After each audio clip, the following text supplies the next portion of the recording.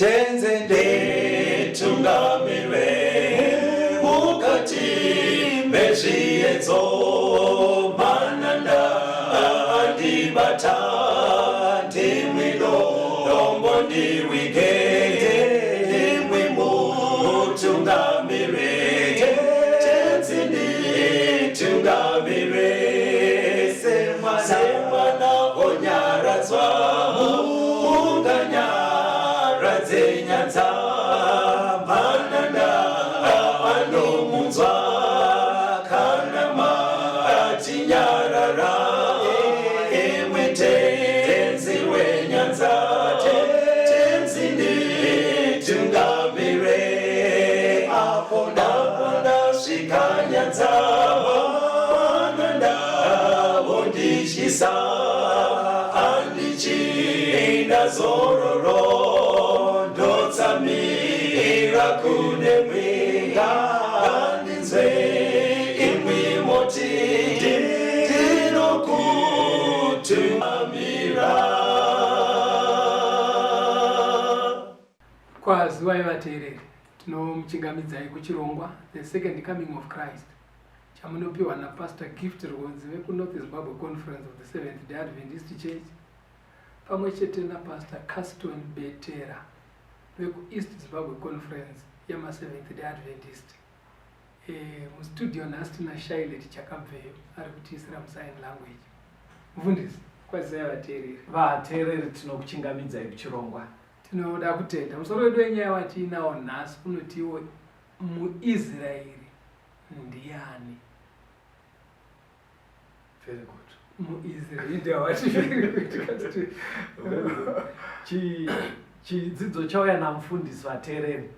Ndofunga pamwe chichagona kubatsira inini nemi pamibvunzo yandinosangana nayo inobva kwamuri. Dzidzo zvatakaita kumashure pataishandisa Bible zvinenge zvichiburitsa pachena zvatinotarisirwa kuita naMwari, kadyiro kanofana kuita vana vaMwari, Mwari achitipa simba tinofana kuchengeta mitemo yake nezvimwe zvidzidzo zvatakaita zviya. Saka mibvunzo iri kuzobva kwamuri vateereri, mimwe yacho iri kuti pamuri kutaura kadyiro kevana vaMwari, kuchengetwa kwemitemo nevana vaMwari, hazvizi zvinhu here zvaifana kuitwa kuna Israeri zvisaapply kwatiri nhasi? Saka manzwa ndati ndofunga chidzidzo chenyu chichandibatsira kupindura mibvunzo iyoyo yandiri kuwana kubva kuvateereri. Yes. Alright. Regai titange nekuverengerwa Genesis 1 verse 27 na 28. Mwari akasika munhu nemufananidzo wake, akamusika nemufananidzo waMwari, akavasika murume nemukadzi. Mwari akavaropafadza. Mwari akati kwavari, berekai muwande muzadze nyika, mubate ushe pairi, muve nesimba pamusoro pehove dzegungwa nepamusoro peshiri dzedenga nepamusoro pezvipenyu zvose zvinokambaira panyika. Tiri kuudzwa panapa kwakabva nemunhu kana kuti tikati kwakabva nevanhu, origin yevanhu. Okay, manyuko emunhu. Okay. Saka apa tobva taudzwa vanhu vekutanga kurarama panyika, Adamu naEva, vakasikwa naMwari vachibva vaiswa panyika. Okay. Vaiswa panyika vonzi chiberekanai muwande, ndakupai ushe hwamunofanira kubata panyika. Okay. Ndo karongero kaMwari achiisa vanhu panyika. Okay. Right, Adamu naEva.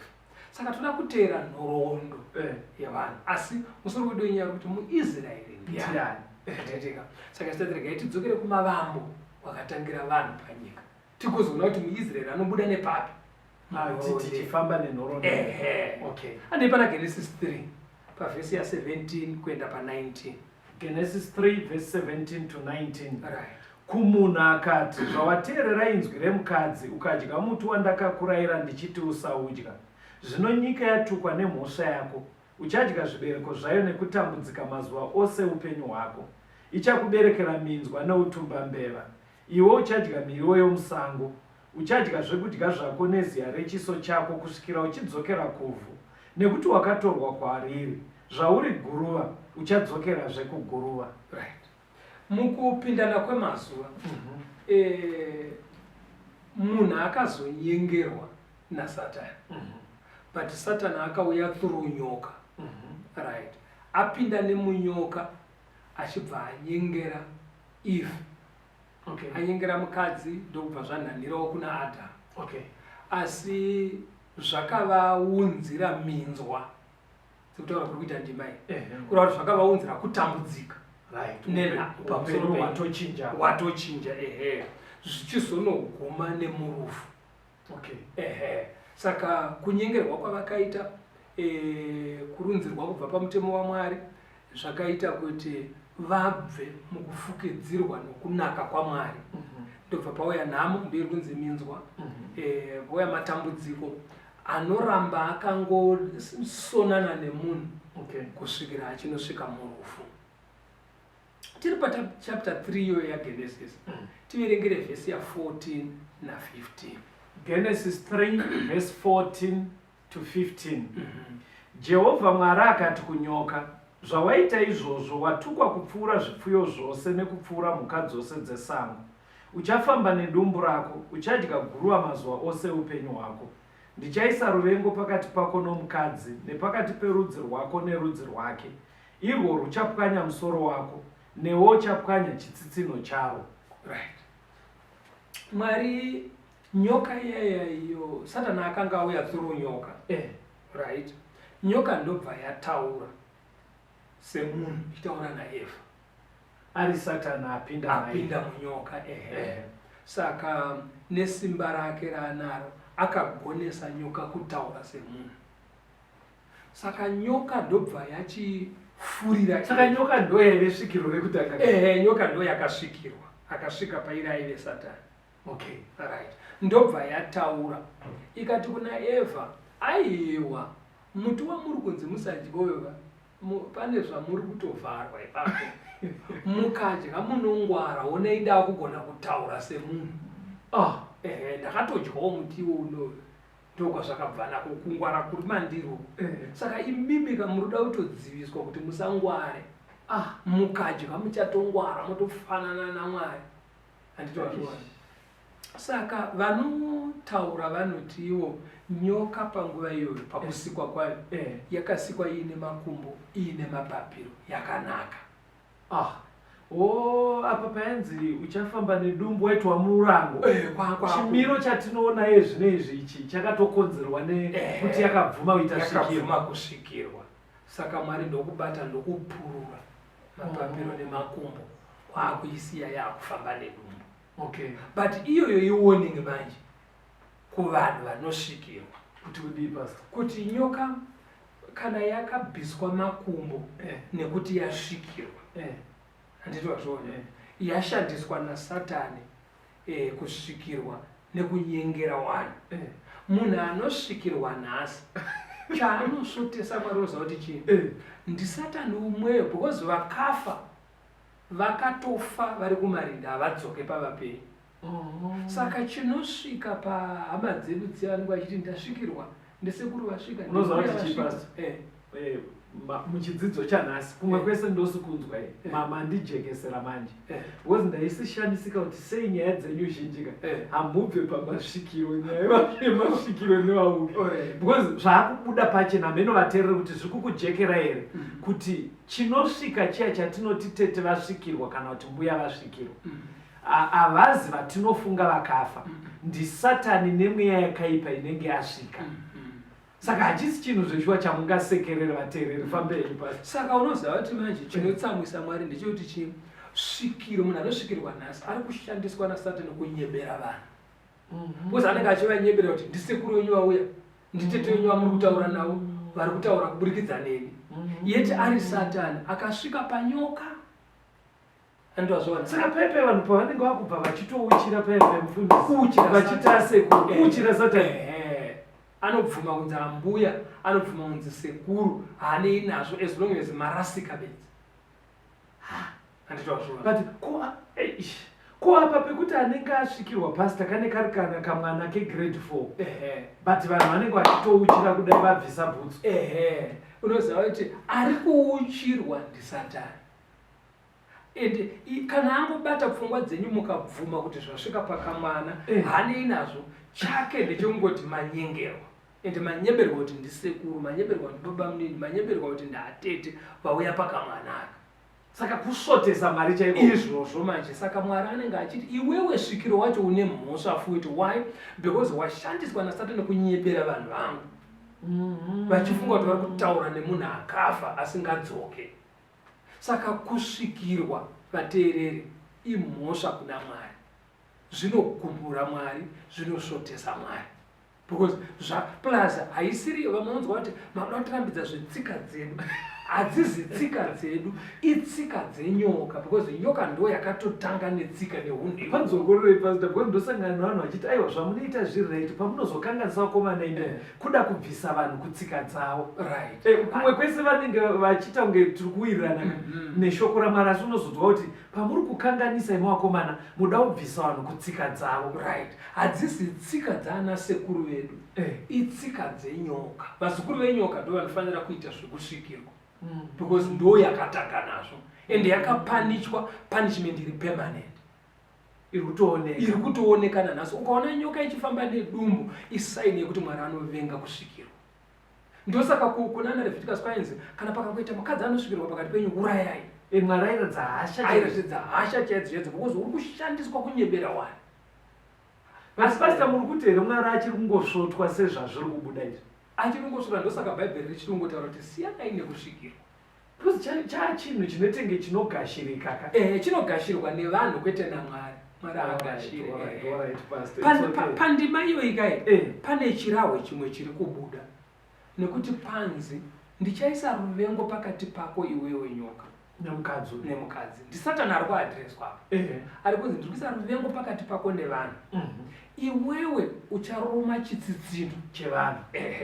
Kana kuti cherudzi rwemukadzi. Right. Asi irwo ruchapwanya musoro wako. Rudzi rwemukadzi ruchapwanya musoro wenyoka. Chirahwe chiri kutaurwa panapa izano reruponeso. Mukuti kudini? Hatindi pana vaHebrew unzwe. Hebrews 9:22. Hebrews 9:22. Right. Zvirokwazvo tingati pamurayiro zvinhu zvinenge zvose zvinonatswa neropa, uye kana kusina ropa rinoteurwa hakune kanganwiro. Hanzi Adamu naEvha pavakanyengerwa vakaita chitema. Saka chitema hanzi kuti chiregererwe chibve, chinotobviswa neropa. Ndozvataura Bhaibheri. But inzwa pana Hebrews 10:4. Unzwa kuti zviri kurewei. Kureva kuti vanhu voenda kumabira here vachiuraya mombe nembudzi. Hebrews 10:4. Nekuti ropa renzombe nerembudzi haritongogone kubvisa zvivi. Right. Kana zvanzi mhosva mumisha dzinobviswa neropa, hadzibviswe nekunopira mombe, nekupira mbudzi kana hwai kana huku. Aiwa. Kunwa musiya. Handizvo kutowedzera kusvotesa Mwari ikoko. Saka zviri kurehwei kana pachinzi zvitema zvinobviswa neropa asi risiri remhuka. Handei pana Peter wokutanga 1. Peter wokutanga 1 verse 18 na19. Verse 18 na19 vateereri. Pana Peter wokutanga 1. Muchiziva kuti hamuna kudzikinurwa nezvinovora, nesivheri kana ndarama pamufambiro wenyu usina maturo wamakasiyirwa nemadzibaba enyu, asi neropa raKristu, seregwayana risina charinopomerwa, risino ruvara. Saka hanzi hamudzikinurwe nezvinoora, mombe dzinoora, mbudzi dzinoora, ende hapadiwe mari apa pakuponesa munhu kubva muchitema, asi tinoponeswa neropa raJesu. Saka Satani paaiudzwa kuti iwewe uchapwanya chitsitsino, asi rudzi rwemukadzi ruchatswanya musoro wako, pakutotaurwa zvaizoitika kumberi paKalvari. Paaizondouraya Jesu. Saka kuuraya kwakaita Jesu ndokuri kufananidzwa nekungoruma chitsitsino. Nekuti kuuraya kwacho kwakuri temporary, akamuka. Asi iye manje Jesu nekufa ikoko akabva apwanya masimba aSatani. Saka nekumwe kutaura Satani zvaakaita zviya kunenge kungoruma chitsitsino. Because munhu akaruma chitsitsino unongokabira asi uchienda. Haufi. But ukapwanya chinhu musoro chatora. Saka Satani pamuchinjikwa manje pakafa Jesu, simba rake rekuramba akakwidibira vanhu muchitema nekusingaperi ndorakaviswa. Rinobva sei vanhu vanenge vatenda muna Jesu vakuwana upenyu husingaperi. Ndokupwanywa musoro kwaSatani. ndokupedzwa kwemasimba ake paKalvari. Saka ndopfungwa yakaiswa muna Adamu. Sekungere muri kuti ndona patairuwa nyoka tichikuraka. Nenzi rwamusoro ukarwa musoro kudai. Watopwanyika wese dzinogono kunozongona chimuswe chichingotamba but kungodai yako kwemuswe patapasira. Saka muri kuti here iye zvinezvi kunyangwe Satani achiriko kungodai kwemuswe but kune vakatenda muna Jesu, kuna vakatenda apasisina. Saka ndopfungwa yakadyarwa muna Adamu manje. Kunzi matadza asi kumberi uko pane nzira yekubuda nayo muchitema. Chinobudwa machiri neropa. Saka vakabva vadzidziswa manje kanamatiro. Ndozvandanda kubvunza saka vochidi. Enda pana Genesis 4 tisati tanzwa kambo uverenge verse 3 kuenda pa5. Genesis 4 verse 3 kusvika pa5. Zvino nguva yakati yapfuura, Kaini akauya nezvibereko zvevhu chive chipo kuna Jehovha. naAbheri wakauya namakwayana ake embongora namafuta awo. Jehovha akagamuchira Abheri nechipiriso chake, asi Kaini nechipiriso chake haana kuchigamuchira. Ipapo Kaini akatsamwa kwazvo, chiso chake chikaunyana. Saka Mwari akabva adzidzisa vana Adamu manje kuti kana makunamata, muchiuya kwandiri, uyai nezvipiriso. Mopota muchiuraya chunhu, chifuyo, pachinobuda ropa, murangaridzo, mucherechedzo, wekuti muchabviswa muchitema neropa. Asi kwete rehwai yamaurayai, raKristu zvichaitika kumberi uko. Saka Kaini paakaramba kuuya nechipfuyo, achiuya nemabagwe nezvakarimwa, zvisingabude ropa, Mwari akati hazvisi kutsanangura nyaya yandiri kuda, because vanhu vanoponeswa neropa. Ndokanamatiro kandakuda, vanhu vachatenda muna Jesu anozouya. Kutimbidzirai pfungwa ipo mufundisi kuti nyaya yaimirira Jesu anozouya. Because ndikutya kuti mumwe munhu pamwe achangojoina chirongwa izvozvo anzwa tatotanga, anogona kutofunga kuti pakutodiwa nyaya idzi dzekuramba tichiita zvipiriso, ototanga kunorasira huku nembudzi vachida. Yaive kunongedzera mufananidzo bezwa kuti pese paari kucheka hwai, paari kucheka mbudzi, arangaridzwe kuti muchaponeswa neropa reachafa paKalvari. Saka garai maisa pfungwa dzenyu kuKalvari iri kumberi, asi kuti murangaridzwe every day, potai muchiita mitambo yacho pakunamata kwenyu, muchiuraya chinobuda ropa. Toda kutenda vateereri, but musakanganwa kuti chidzidzo chedu chiri kuti muIsraeri ndiani. Ndofunga muchafamba nesu kuti zvinyatsocheka. Ngatimbonzwa kambo vateereri. Ndiani vanoyera zvionetso zvaonekwa, mwenje yenyu batitsani munochingamidza tenzi. Onani anouya, Jesu mambo anouya kuzotonga. Onani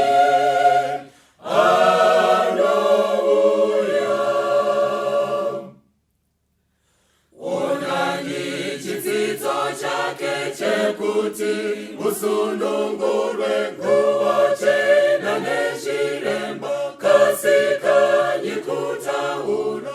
Onani anouya, Jesu mambo anouya kuzotonga. Onani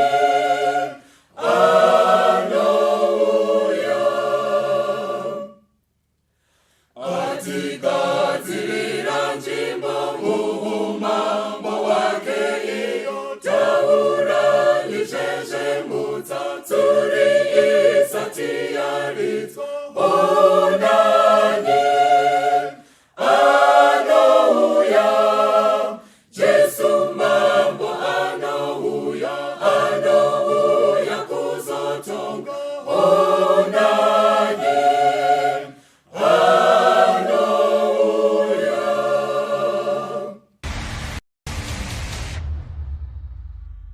tinomuchingamidzai vateereri tichienderera mberi nehurukuro yedu. muIsraeri ndiani. Rega tiende mberi, tiri kuteera nhoroondo yemunhu kubva pamavambo pakusikwa kwevana. Nepana Genesis 6 verse 1 to 8 tiverengere mfundiso. Genesis 6 verse 1 to 8. Zvino vanhu vakati votanga kuwanda panyika vachiberekerwa vanasikana, vanakomana vaMwari vakaona vakunda vevanhu kuti vakanaka, vakazvitsaurira pakati pevose vavakada kuva vakadzi vavo. Ipapo Jehovha akati, mweya wangu haungarambe uchigara mumunhu nekusingaperi. Zvaari wenyamawo hake, naizvozvo mazuva ake achava makore 420. Panguva iyo kwakanga kuine vanhu varefu kwazvo panyika. Nepashurewo, kana vanakomana vaMwari vakapinda kuvanasikana vevanhu, ivo vakavaberekera vana, ndivo vaive vanhu vane simba vekare vakanga vakakurumbira. Zvino Jehovha wakaona kuti kuipa kwevanhu kwakanga kuri kukuru panyika, nendangariro dzekufunga kwemwoyo yavo dzakanga dzakaipa bedzi nguva dzose. Jehovha akazvidemba pamusoro pokuita kwake vanhu panyika, akava neshungu pamwoyo pake. Jehovha akati, ndichaparadza vanhu vandakasika ndivabvise panyika, vanhu nemhuka nezvinokambaira neshiri dzedenga, nekuti ndinozvidemba kuti ndakazviita. Asi Noa wakawana tsitsi pamberi paJehovha. Vanhu pavakanga vachiwanda panyika, Yes. vaiwedzerawo kutadzira Mwari. Okay. Saka pari kunzi vana vaMwari vakanoroorana nevana vevanhu. Shure kwekufa kwaAbheri, Mwari akazobereka Seti. Seti akakura aine hana yaitya Mwari. Saka vedzinza raSeti ndo vanodaidzwa kunzi vana vaMwari. Mubhaibheri vari kunzi vanhu vaMwari ava ndevedzinza raSeti. Vanhu vainamata. Kwete ngirozi, vanhu chaivo vekudzinza kwaSeti. Saka vainzi vana vevanhu ndio dzinza rokwakaini. Wokuponda muningiri. Handiti wazviona. Saka pakuroorana kwavakaita zvaiwedzera uipi pane vanonamata. Sizvo zvinongoita. Ndosaka kuchikurudzirwa neBhaibheri kuti rooranai vanotenda zvakafanana. Okay. Because ukanotora munhu ane kutenda kwakasiyana nekwako, kutenda nechinamato chinopombodzwa, chinotuvidzwa. Handiti wazviona. Kunozanganiswa unhu husingadikwe naMwari. Ndo zvakanga zvaakuitika. Saka vanhu vakanzi anzi pfungwa dzavo dzakangozara kuipa bedzi nguva dzese. Zvekuti vanhu vaiti akagara achifamba achiita sei anenge achingoronga zvakashata mumusoro make. Mwari achibva ati vanhu ava ndakuvatemera 120 years dzemutsa vachiparidzirwa. Ndoda kuzoparadza nyika inoyi nemvura. Ndobva adedza Noa akati ndiwo andaona une hana inonditeerera. Chiparidzira vanhu ava uchivaka areka. Noa ndokuvaka ngarava 120 years. Vanhu vakapindutswa nekuparidza kwaNoa pa 120 years. Yes. Mudzimai wake nevanakomana vake 3 nevakadzi vavo. Varoora vaNoa. Saka ndo vanhu 8 vakapinda muareka vakapona pamurove. Vamwe vese vakaparara. Mwari akati regai nditange paNyohani. Kutanga futi naNoa. Asi Noa muzukuru wani waAdhamu. Handei tinonzwa manje kubva mushure memurove. Genesis 10 verse 1 neverse 32. Genesis 10 verse 1. Ndiwo marudzi evanakomana vaNoa, naShemu, naHamu, naJafeti. Ivo vakaberekerwa vana shure kwemvura zhinji. Verse 32. Ndidzo mhuri dzevanakomana vaNoa nedzimba dzavo nendudzi dzavo. Kwavari kwakabva ndudzi dzose dzakapararira shure kwemvura zhinji. Saka Noa aive nevana 3, Shemu, Hamu naJafeti. Yes. Saka zviri kunzi shure kwemurove vana ava vakatanga kuberekana nemadzimai avo because vakapinda muareka vatoroora. Saka hanzi vanhu vese vamuri kuona panyika ndozvataura Bhaibheri vakabva kuvakomana 3 ivava. Ende kana muchidzidza muBhaibheri mukaverenga Genesis 10 neGenesis 11 ndai muzonoverenga vateereri muchaona kuti Hamu ndiye akapinda kuno kuAfrica nevana vake nevazukuru vake ndo vakatora Africa. Because akabereka vana Muisrael, vana Puti nana Kushi. Kushi ndiye munhu mutema. Ndiye akazouya kuEthiopia. Vana Muisrael ndiye akasara ari paEgypt. Puti akaenda kuLibya. Uyu Jafet akaenda kuEurope. Shemu akaenda kuAsia Minor nedzinza rake. Saka ndo vana vakazosadza panyika pese. Chinda pana Genesis 11 tiri kuteera nhoroondo yevanhu. Tamboteera kubva pakusiku kunosvika pamurove, vanhu vese vachibva vaparadzwa. Ndobva kwasara Noa nevanakomana vake, ndo vazobereka. Hatinzwei kuti vakuberekana vachiwanda zvakafamba sei. Asi mukuzizera kuti matiti musoro wenyaya unonzi kuti muIsraeri ndiani. Tiri kutsvaga kuti muIsraeri anobuda nepapi panhoroondo yevanhu. Genesis 11 verse 1 kuenda pa8. Nyika yose yakanga ine rurimi rumwe nokutaura kumwe. Zvino vakati vachitamira mabvazuva vakawana bani munyika yeShinari vakagarako. Vakataurirana vachiti, uyai ngatiite zvitinha tizvipise kwazvo. Zvitinha zvikava mabwe avo, nebhutumini rikava dope ravo. Vakati, uyai ngatizvivakire guta nerusvingo rune musoro unosvikira kudenga. Tizvimutsire mukurumbira kuti tirege kupararira panyika yose. Ipapo Jehovha wakaburuka kuzotarira guta norusvingo rwakanga ruchivakwa nevanakomana vevanhu. Jehovha akati, tarirai vanhu ava ndivamwe, nerurimi rumwe vose. Zvino ndizvo zvavanotanga kuita. Zvino hakuchina chinhu chavangada kuita chavangadziviswa. Handei tiburuke tindopesanisa rurimi rwavo, ipapo kuti varege kunzwana kana kutaurirana. Jehovha akavaparadzira ipapo vakapararira panyika yose, vakarega kuvaka guta ravo. Chii chakaitika panapa? Vana vaberekwa nevana vaNoa. Hanzi vese vaitaura mutauro mumwe chete. Ende vanga vachiri kugara panzvimbo imwe chete. Mwari ati berekanai muwande muzadze nyika yese. Ivo ndobva vati hatizi kuda kupararira. Saka uyai tivake guta tigare tirambe tiri pamwe chete. But nezvataita izvi zvekuramba kupararira, pamwe Mwari anogona kuda kuzotiparadza futi nemvura. Namashuwa.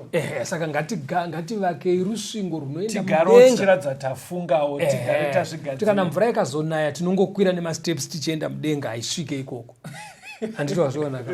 Saka hanzi Mwari aona kuti ndo zvavakuita akazoburuka ndobva ati kuti tiparadzanise vana ava regai tisike ndimi. Languages. Ndobva adira mweya wemitauro. Saka kuparadzana kwavakaita vakangoti vari kutaura language imwe chete vachienda nekwavo, vari kutaura imwe vachienda nekwavo, havachanzwanana nepakutaura. Ndo zvakasaka vaparadzani. Handiti wazviona. Asi vana vomunhu mumwe chete ava vazukuru vaNoa. Nao vateereri, izoverengai Genesis 11 tichangononga ndima imomo.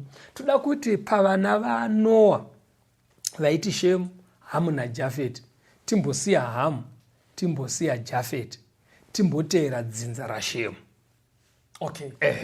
Handei pana Genesis 11 toda kuverenga verse 10, toverenga 12, toverenga 14, toverenga 16, toverenga verse 18, toverenga verse 20, toverenga verse 22, verse 24, verse 26, verse 29 neverse 30. Tiri kuteera dzinza raShemu. Handei Genesis 11 verse 10. Ndiwo marudzi aShemu. Shemu akanga ana makore ane 100, akabereka Apakshad. Mvura zhinji yapfuura makore 2. Verse 12. Apakshad wakagara makore ana 35, akabereka Shera. Shera wakagara makore ane 30, akabereka Ebheri. Ebheri wakagara makore ane 34, akabereka Peregi. Peregi wakagara makore ane 30, akabereka Reu. Reu wakagara makore ane 32, akabereka Serugi. Serugi wakagara makore ane 30, akabereka Nahori.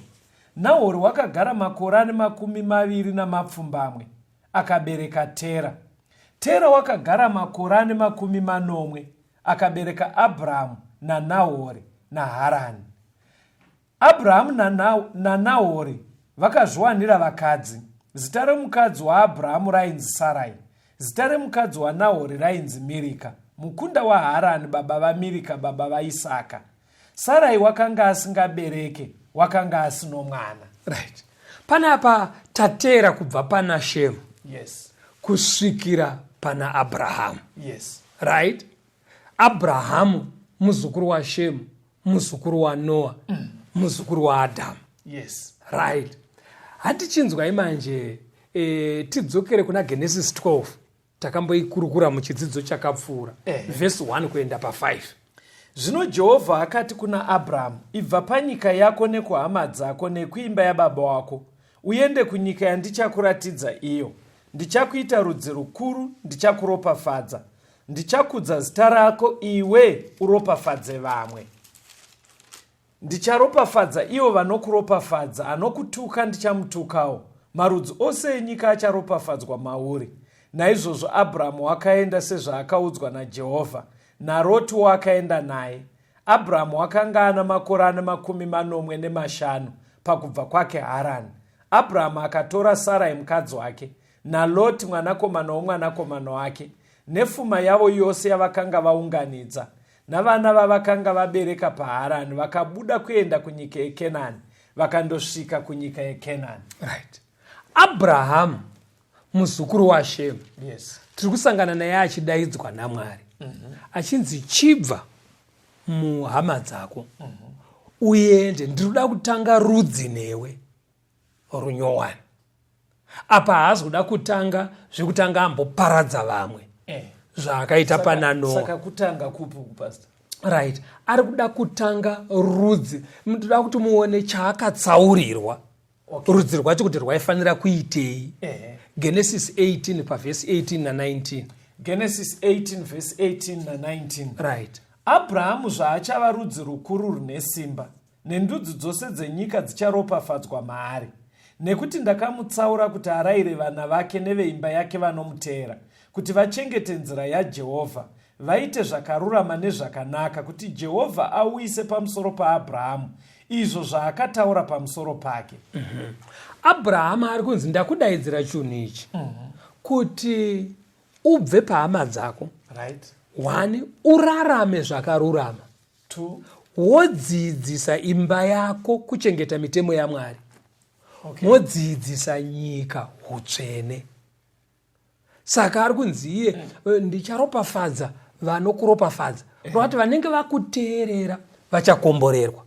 Saka Abraham akatsaurwa naMwari kuti ave mudzidzisi, ticha wedzimwe ndudzi. Anodzidzisa kuti Mwari anonamatwa sei. Nekuisa pachena zviya zvanga zvitaurwa kunzi mwana wemukadzi achazoya kure yaJesu. Zvese izvozvo ndozano raaifanira kudzidzisa kuti kuchauya ruponeso ruchauya kuburikidza nekuuya kwaJesu achaponesa vanhu. Ndo dzidziso dzaifanira kudzidziswa nani? NaAbraham. Right. Genesis 21 verse 1 to 3. Genesis 21 verse 1 to 3. Zvino Jehovha wakashanyira Sara sezvaakataura. Jehovha akaitira Sara sezvaakaudzwa. Sara akava nemimba, akaberekera Abrahamu mwanakomana pakukwegura kwake. Nenguva iyoyo yakanga yarehwa naMwari. Abrahamu akatumidza mwanakomana wake wakaberekerwa naSara zita rinonzi Isaka. Uri kuona kuti Abrahamu akadeedzwa ane makore 75. Sara ari pa65 vasina mwana. Kwaigara Abrahamu kwaitoitwa zvemashai. Ndosaka Mwari akaita mavune kusunga ura hwaSara kuti asabereke. Wakamboona kuti tuvana kana tukaberekwa patinenge tuchitamba kumahumbwe tikunoimba nziyo dzezviri kuitika mumisha. Ndizvozvo. Saka Mwari akaziva kuti vakakurumidza kuzvara, kamwana kacho kanokura kakatovhiringika nekanamatiro kari mumusha. Saka ngavanonoke kuzvara. Kana ndazovabvisa vapavo ndozovapa mwana. Andozona. Saka vakaenda uko vakanogara 20 something years vakamira. Chaitirwa naMwari kuti chero naivo vana Abrahamu vaone kuti uyu haasi singori mwana nje uyu. Isimba raMwari. Zvatoona Mwari mukati. Dzaprogramu dzaMwari. Zvekuti pakazvarwa Isaac vanhu vese vakabvuma kuti pane project yaMwari hombe apa. Iri kuda kuitwa. Iri kuda kuitwa. Handiti wapaona kama. Enda pana Genesis 22 verse 10 na 12 ne verse 15 kuenda pa 18. Genesis 22 verse 10 kusvika pa 12. Zvino Abrahamu akatambanudza ruoko rwake akatora banga kuti abaye mwanakomana wake. Ipapo mutumwa waJehovha wakadanidzira kwaari ari kudenga akati, Abrahamu, Abrahamu. Iye akati, ndiri pano hangu. akati, usaise ruoko rwako kumwana, usamuitira chinhu, nekuti zvino ndinoziva kuti unotya Mwari, zvausina kundinyima mwanakomana wako, iye mwanakomana wako mumwe chete. Ipapo mutumwa waJehovha wakadana Abhuramu rwechipiri ari kudenga, akati, zvanzi naJehovha, ndakapika neni ndimene ndichiti, zvawaita izvozvo ukasandinyima mwanakomana wako mumwe chete, ndichakuropafadza kwazvo, ndichawanza vana vako kwazvo senyeredzi dzekudenga, uye sejecha riri pamhenderekedzo dzegungwa. Vana vako vachava varidzi vemasuo avavengi vavo. Ndudzi dzose dzenyika dzicharopafadzwa muvana vako, zvawakateerera inzwi rangu. Abrahamu manje panguva yaakatestwa naMwari, Ishmaeri anga aenda, vanetsana na Sara na Isaac. Asara ana Isaac, Mwari ndobva ati kuna Abrahamu, tora Isaac unomuita chibayiro kugomo, umuuraye umupise sezvinoitwa mbudzi nehwai. Abrahamu ndobva asumuka, ndobva aenda. Aenda kuya anamata, asumudza banga kuti achicheka mwana. Anobva abatwa ruoko nengirozi, onzi Mwari ati chirega kuuraya mwana, ndaona unonditeerera. Ndobva atarisa kuseri kwegwenzi, ndobva aona kuine hwai, ndo yaakazouraya. Mwari aida zvakare kuisa maari kudzokorora chidzidzo chekuti muchaponeswa, hamuzviponese imi. Panzvimbo penyu makanditadzira pachafa Mesiya. Ndo gondobwe raonekwa riri seri kwegwenzi riya. Saka ndo mharidzo yaifanira kuparidzwa naAbrahama kuvanhu. Ndo zvaainzi atiche. But aifanira kuzviticha nekuzviexperienza achienda, zvaida kutenda kwekuti unzi enda unouraya mwana. Mwana wacho ari kunzi ndo muchabuda nerudzi imomo, onzi ngaaurayiwe. Ndo yamunozonzwa kuna vaHebheru ichinzi akatenda kuti chero ndikamuuraya Mwari achandidzorera, achamuka. Saka atanga panyowa naAbhurahamu. But pastor, sorry henyu, inyaya iyi iri kubuda zvakanaka. But musoro wenyaya uri kuti Muisraeli Ndiani. Ipapo hatibvipo, asi rega titange tanzwa kambo tigoya tosumudzira.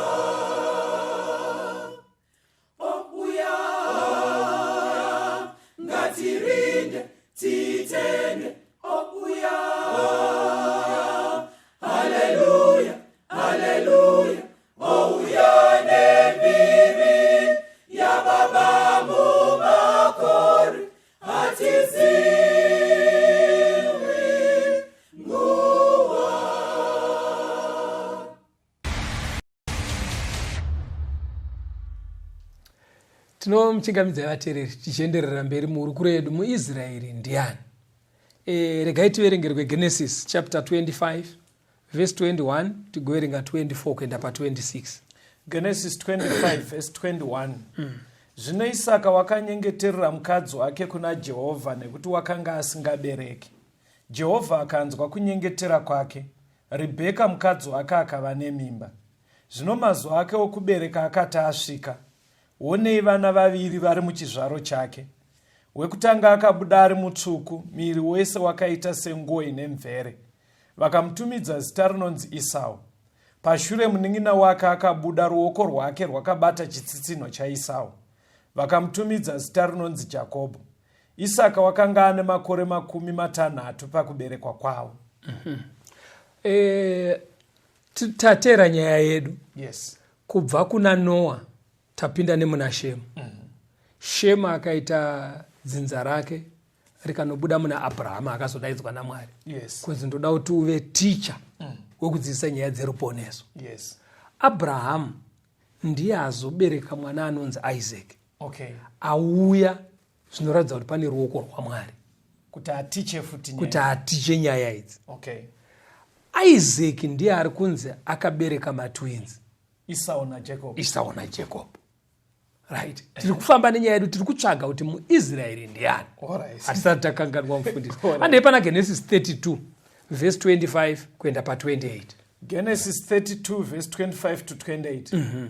Zvino wakati achiona kuti haagone kumukunda, akamubata paudyu, udyu ikagunika nemutsimba naye. Iye akati, chindirega ndiende nekuti utonga hwotsvuka. Iye akati, handingakuregei kuti muende musati mandiropafadza. Akati kwaari, zita rako ndianiko? Iye akati, Jakobho. Akati, zita rako harichanzi Jakobho asi Israeri, nekuti wakarwa naMwari nevanhu ukavakunda. Very good. Madzoka right. Saka chii chaitika panapa? Jacob paakudzoka kwaRabhani kuya kwaakambotizira kuyawo. Yes. Ari kutya kunosangana naEsau. Saka usiku hwese akarara achiita mutsimba nengirozi. Asi tiri kuziva kuti ingirozi. Yes. Saka ngirozi ndo yakazomupwanya udyu kunze kwakuedza. Ndobvaona kuti asi munhu wandiri kurwa naye. Yes. Zvikanzi chirega ndiende. Uye akati, aiwa, handisi kurega kuti muchienda kusvika mandikomborera. Aziya kuti ingirozi manje. Zvikanzi, alright, ndisati ndakukomborera zita rako ndiani? Zvikanzi Jacob. But unoziva mazita ane zvaanoreva. Zvikanzi kubva nhasi hauchanzi Jacob. Wakunzi Israeri. Okay. Saka Jacob ndiye akazochinjwa zita naMwari akanzi Israel. Very good, Pastor. Saka mibvunzo yandiri kupiwa navateereri iri correct. Vanenge vachitotorawo sezvamadzidzisa. Right. Saka vanenge vachiti kana Israeri ari iyeyu wamaburitsawo. Right. Sei muri kuzotidzidzisa kuchengeta mitemo inosanganisira mitemo ine 10, inosanganisira panowanikwa kuti chengeta sabata, inosanganisira kuti idyai zvakati, musadye nguruve, tsuro, miramba nembeva. Zvinhu izvi zvakapiwa kuna Israeri. Hazvina kupiwa kwatiri maKristu. Right. Ndokuri kuenda nyaya yedu. Saka Jacob ndiye hanzi Israeri. Akaita vanakomana 12. Right. Saka vana ivavo nevavakabereka ndo vanonzi vaIsraeri. Kusanganisira vachingonzi futi vaJudha. Nekuti Judha akabva ipapa futi. Saka vanogona zvino vagona kunzi maJudha, vanogona kunzi maIsraeri. Right. Handei kuna vaRoma 3 pavhesi 29. Because tanzwa kuti Abrahama akatsaurirwa kudzidzisa ndudzi zveruponeso. Yes. Saka handei Romans 3:29 verse 29. Ko Mwari ndiye wevaJudha voga here? Haazi wevahedheniwo here? Wono wevahedheniwo. Paul achitsanangura manje anoti ime Mwari haasi Mwari wevaJudha bedzi, haasi Mwari wevaIsraeri bedzi. Mwari ndiMwari wevanhu vese vaIsraeri nesuwo vahedheni, kureva kuti vakanga vasiri veimba yokwaIsraeri. Very good. Ndopari kuramba pachiuya mubvunzo wevateereri mufundisi kuti nevaJudha aida kuti vasadye nguruve, vachengete mitemo ine 10, vachengete sabata. But kunesu vahedheni vakazotendeuka, tinosunungurwa pane izvi ndezvevaJudha. Right. Hatichandei pamberi tinzwe. Tiri pana vaRoma 3 papo verengai vhesi 1 na 2. Romans 3 verse 1 na 2. Ko muJudha unopfuura vamwe neiko? Kana kudzingiswa kunobatsireiko? Zvizhinji nemitoo yose pakutanga kuti ndivo vakapiwa mashoko aMwari nekuti zvinodiniko kana vamwe vasino kutenda. Right. Hanzi saka muJudha kana kuti muIsrael ane advantage yei pane vamwe vanhu. Okay. Kana Mwari ari wedu tese. muJudha anopfuura vamwe nei. Kana Mwari ari wedu tese. Saka muJudha ane advantage yei. Zvikanzi chekutanga ndivo vakapiwa dzidziso dzaMwari. Because pakudaidzwa kwakaitwa Abrahamu ainzi atiche, Isaac atiche, Jacob atiche, vana vaJacob vaIsraeri vatiche. Zvekuti dai vaIsraeri vasina kubva pazano ndo vangadai vatori mustudio nhasi kutaura kuno imo muno matiri mukasitori isusu tikadai tisimo.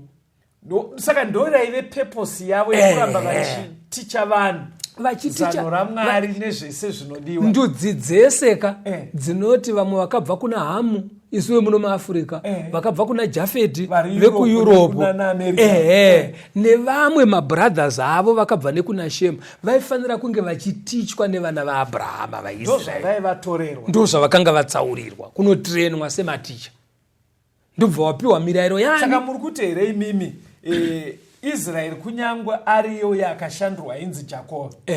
But nekumwe kutaura ndikati Israel nditicha waMwari ndiri correct. Nditicha wokuticha zvinhu zvaMwari.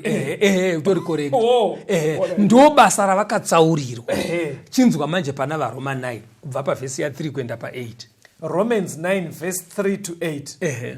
Nekuti ndaida kuti ini ndimene ndive munhu wakatukwa wakaparadzaniswa naKristu nekuda kwehama dzangu ivo verudzi rwangu panyama ndivo vaIsraeri kuva vana nekubwinya nesungano nekupiwa murayiro nekunamata Mwari nezvipikirwa ndezvavo madzibaba ndavo naKristu wakabva kwavari panyama uri pamusoro pavose Mwari unokudzwa nokusingaperi. Amen. Asi handiti shoko raMwari rakona nekuti vakabva kuvaIsraeri havazi vaIsraeri vose nevari verudzi rwaAbhurahamu havazi vana vake vose asi zvinonzi kuna Isaka ndiko kuchatumidzwa rudzi rwako nekuti havazi vana venyama vari vana vaMwari asi vana vokupikira ndivo vanonzi rudzi. Paul akutsanangura manje panapa kuti vaIsraeri vakanga vasarudzwa naMwari kuti vaite maticha. Asi vakaramba kuramba vakachengeta nzvimbo yavo. Handiti vapaona nekuti zvaisangoda head knowledge bedzi yekuziva kuti sabata isatade nguruve haidyiwe mbeva haidyiwe zvaida kuzanganisa nekutenda muna Jesu aizofa paKalvari. Vatenda muna Jesu voticha ruponeso vachidzidzisa vanhu kuti mwatenda zano iri voticha vamwe. Right. Saka ivo vakasara vakabata dzidziso mumusoro asi vakaramba Jesu wacho anga achiitwa nedzidziso achazotiponesa. Saka Paul oti chinonzi mwana waMwari hakusi kuve neropa raAbhurahama mutsinga sezviri vaIsraeri sezviri maJudha. Mirai musati mapesa ipapo pane pandanyatsobata munondikorekta kuri kwekuti ndingapapotsa. Hanzi vanonzi vana vaAbhurahamu havazi vana venyama because pamati dzidzisa akatomboita Ishmaeri. But Ishmaeri aiwewo kufunga kwavo wekutaura kwaMwari wekuratidza kuti unotenda kuna Mwari ndiIsaac. Ende muna Isaka ndo makanzi dzinza richatumidzwa kunyangwe aive naIshmaeri. Saka pari kubva panzi havazi venyama vari vana vaAbhurahamu asi vekutenda sezvakaita Abhurahamu paakatenda pazano rekuzvarwa kwaIsaac. Saka inimi ndo pamaa kuti chimanje makuda kutaura ndo pari kunzi neBhaibheri anonzi muIsraeri naMwari haasi muIsraeri nekuti mwana waJakobho kana kuti waAbhurahamu nekuti Ishmaeri aitovawo asi haasi muIsraeri. Verenga vaRoma 10 unzwe vhesi 11 kuenda pa13. Romans 10 verse 11 to 13. Nekuti rugwaro runoti ani nani unotenda kwaari haanganyadziswe nekuti muJudha nemugiriki havasiyani nokuti mumwe ndishe wavose wakafuma kuna vose vanodana kwaari nekuti ani nani unodana zita raShe uchaponeswa. Saka ani nani anotenda kuna Jesu anoponeswa. Saka muIsraeri nhasi kana Mwari akagara pasi achiti ndakandasarudza Jacob ana oberekwa achinzi Israeri, akatozotumidzwa naMwari kunzi Israeri. Nekuti ari pa special assignment. Ndosaka atumidzwa kudai. Basa rake kutenda muna Mesia anozouya woita mwana waMwari nekudzidzisa dzimwe ndudzi ruponeso urwu. Saka pataenderera mberi apa pastor, akunzi muIsraeri apa izita rutobva kuna Mwari, kwete rine chekuita neropa. Aiwa. Saka zita iri rinotumidzwa vanotenda, 1 vochengeta dzidziso dzaMwari, 2 vochidzidzisa dzimwe ndudzi. Ndiye muIsraeri. Wapabataka? Saka isusu manje kana takatariswa inzwa Paul achitsanangura pana vaRoma 11 verse 17 kuenda pa 23. Romans 11 verse 17 to 23. Right. Zvino kana mamwe matavi akavhuniwa, iwe muorivhi wokudondo ukabatanidzwa pakati pawo, ukava nemugove pamwe chete nawo pamudzi nemafuta omuorivhi, usazvikudza pamusoro pematavi. Kana uchizvikudza, hauziwe unotakura mudzi, asi mudzi ndiwo unokutakura iwe. Zvinewo uchati matavi akavhuniwa kuti ini ndibatanidzwe. Ndizvozvo akavhuniwa nekusatenda kwavo, iwe unomira nekutenda kwako. Usazvikudze asi utye, nekuti kana Mwari asina kurega matavi okutanga, haangakurege newewo. Zvinotarira tarira unyoro nokukasharara kwaMwari, kukasharara kuna vakawa, asi kwauri unyoro hwaMwari, kana uchigara paunyoro hwake. Kana zvikasadaro, newo uchatemwawo. Naivo kana vasingagare pakutenda kwavo, vachabatanidzwa, nokuti Mwari unogona kuvabatanidzazve. Panapa chichirutauro. Mwari akufananidza zviri kuitika izvo achitora pamuti wemuzambiringa. Anoti iye pane dzinde ndiye Mwari, ndo hunde yacho. Stem. Right. VaIsraeri panyama vanga vari mapazi ari pahunde. Asi pane zvibereko zvaitarisirwa naMwari zvekutenda nekudzidzisa dzimwe ndudzi. Saka pazvakashayikwa, bazi iri rakagwanurwa ndobva raraswa. Kureva vaIsraeri panyama vakabviswa nekusatenda kwavo. Ndobva kwaonekwa kwauri kwatiri isusu vahedheni. Tatenda muna Jesu. Paul ari kuti iye takasvikonamirwa, tanga tiri bazi remuzambiringa wekusango, ndobva tasvikonamirwa. Grafting, takagraftirwa pahunde yemuti. Asi tagraftirwa, Mwari ari kutarisira matiri kubereka zvibereko zvekutenda nekuparidza, kudzidzisa nekuchengeta mitemo yaMwari. Unoziva kuti ndo pandinoona kuti kunaka kwaMwari neukuru hwaMwari. Isusu unoziva kasitoni kwatakakurira kwatakaberekerwa. Isaka tisingaiti chero munamato wesadza chaiomba wokuti tinotenda nesadza rataa kudya iri. Ayo. Saka zvoti kana ndichifunga kuti ndiri mustudio nhasi. Mataureuka mubva matitonge zvinonzi vanhu vese zvinova kunamatiro sadza rungopurwa rakadaro. Saka asi tiri kutika urongwa hwaMwari hwanoti ndakanokutora iwewe muzambiringa wokusango kwako kunamira. Chaanongoda matiri kasitoni ndechekutenda, tochengeta mitemo yake, toita basa rake rekudzidzisa vamwe. Saka kana wauya ukaita mukristo unoitwa mukristo nekutenda muna Jesu, ende Mwari anokutarisira kuchengeta mitemo yake. Kana atirega nguruve yakuna kuti ndezve waIsraeri, nekuti ndiwe Israeri yacho. Kana atiregera mbeva yakuna kuti ndezve maJudha, ndiwe mujudha wacho nekutenda manje, kwete nekuzvarwa. Wosaka pfungwa iye kuda kutsaramudza nhoroondo kwayatangira, wosikuti parutanga New Testament hatisinei nezvirugu, haisi kubuda manja. Aibuda apa izanura Satani iro. Haisi kubuda, because pfungwa zhinji unonzwa vanhu vachiti Israel. Vari kuda kunoti Old Testament wamunya. Vachiramba Sabata. Nekuda kuramba vachidya nguruve nembeva netsuro. Handitwazvo. Yeti ndikutoona kuti maitira aMwari chichiri chinhu 1. Aida kutenda kuna Abraham. Right. Oda kuti achengete zvaakarayira. That's right. Oda kuti adzidzise vamwe. Ende ndopfungwa inongoenda even vateereri. Ndopfungwa iri kubuda even muNew Testament itsva. Saka chindikongludira mufundisi, muIsraeri ndiani? muIsraeri. Mira nditange. muIsraeri ndiani ari kunzi atende kuva nefaith. Right. Ari kunzi achengete mitemo yaMwari. Ari kunzi adzidzise vamwe. Nhasi muIsraeri iye ndiani? Right. Anobuda napaviri. Yes. MaJudha aya maIsraeri chaiwo paropa. Akatenda muna Jesu. Vanoramba varipo. 1. Nesu tagraftwa. Tikatenda. Yes. Tava vaIsraeri. Ndosaka Bhaibheri richizoti hakuchina muJudha, hakuchina muGiriki. Okay. Asi naJesu taachunhu chimwe chete muna Mwari. Handitwazvona. Saka kudzidzisa kwatiri kuita ukauko, kana isusu vanga vasiri vaIsraeri panyama, tikatenda tikadzidzisa, zviri correct.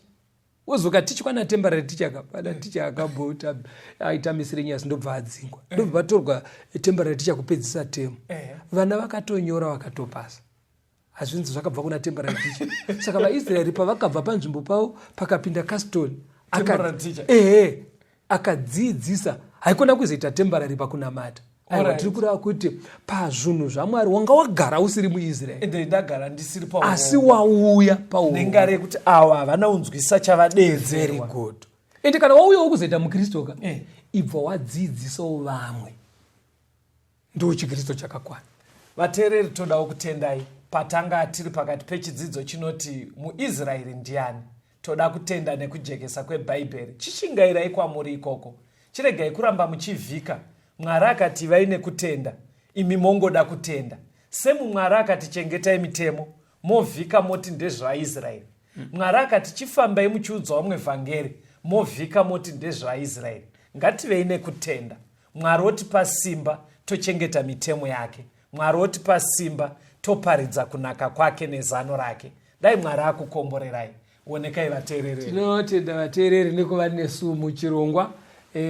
Kana pangaita mibvunzo kana zvimwe zvamunoda kuti titaurirane kwamugere ikoko, kune hama neshamwari vavakidzani venyu vanopinda sangano rema7th Day Adventist. Endai kwavari nemibvunzo yenyu.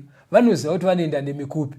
Asi kana maramba mungori neshungu dzekuti munoda kutaura nesu, torai nhare idzi, mutifonere, mutumire mameseji, matext, mutumire maWhatsApp message. Tinoramba tichitaurirana nekukurukura tiri muchirongwa chino, The Second Coming of Christ. Number dzinoti 0775 460 175. 0775 460 175. Kana kuti 0716 452 086. 0716 452 086. Tisangane muchikamu chinoteera. Mwari vave nemi. Tenzende tungamirwe mukati mezviedzo mananda andibata ndimwino dombo ndiwike ndimwimo tungamirwe tenzende tungamirwe semwana onyaradzwa zenyanza mananda anomunzwa kana matinyarara emwete tenzi wenyanza tenzini tungamire aponda svikanyanza mananda vondishisa andichienda zororo mira kune mwinga andinzwe imwi moti ndinokutumami